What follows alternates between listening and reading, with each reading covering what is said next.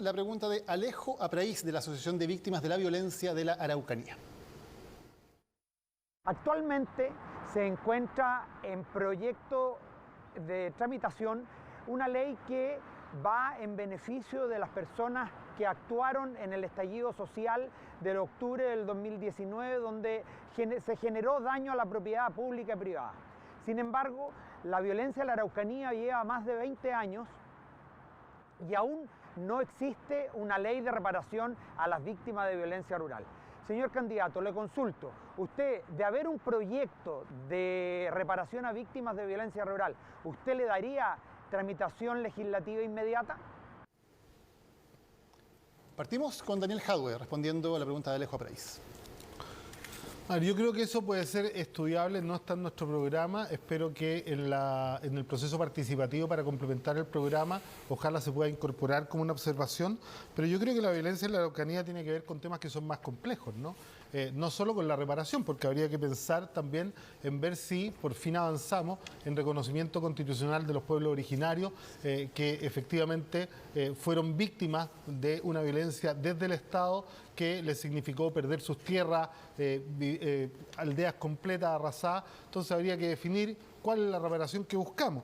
Yo creo que además hay que poner énfasis, ¿no?, en resolver un tema. Nadie puede entender por qué en 20 años nunca se ha resuelto un problema de robo de madera o de tráfico en la región de la Araucanía, que muchas veces se encubren y que hay denuncias sumamente graves de efectivamente ex autoridades involucradas y que finalmente la policía no llega. Por lo tanto, resolver la violencia en las zonas rurales tiene que ver con la refundación, con el cambio completo de los sistemas de inteligencia y además con el término y la solución definitiva del problema de los pueblos originarios. Hay temas que evidentemente son de largo plazo y sabemos que el conflicto es muy largo. Pero, por ejemplo, ¿qué le diría a la gente de Quidico, una localidad de 2.500 habitantes donde acaban de recibir el ataque incendiario número 60? Tienen 60 viviendas quemadas, se preguntan cada día quién va a ser el próximo en ser atacado. ¿Qué le diría a esos ciudadanos comunes y corrientes que están afectados por la violencia? Que efectivamente hay que reforzar el trabajo de inteligencia y el de las policías para que hagan su trabajo y den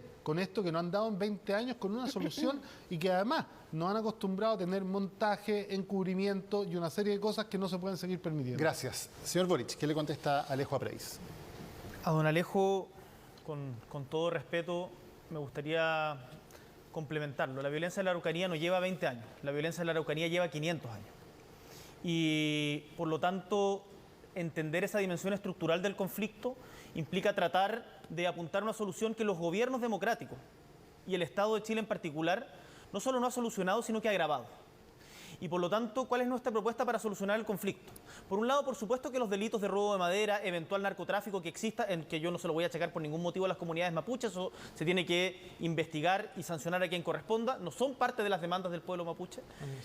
Lo que nosotros establecemos es que esto tiene dos componentes. Por un lado, autonomía y territorio.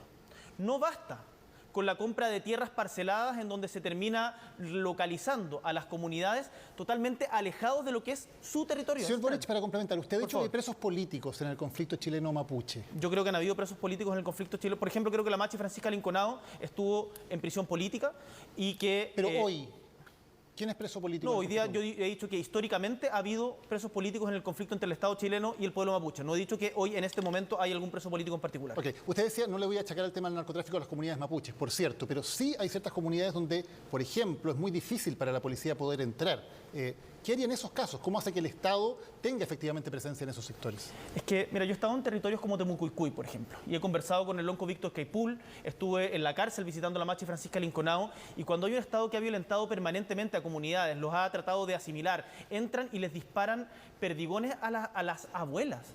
Yo tengo un dibujo en mi oficina que me regaló uno de los niños de la comunidad de Temucuicui con carabineros vestidos con todo un armamento de guerra disparando a sus propias abuelas. Entonces, ¿cómo le voy a decir a esa gente si sabe que permítanle el paso a los carabineros? Por ningún motivo. Tiempo, señor Boric. Muchas gracias.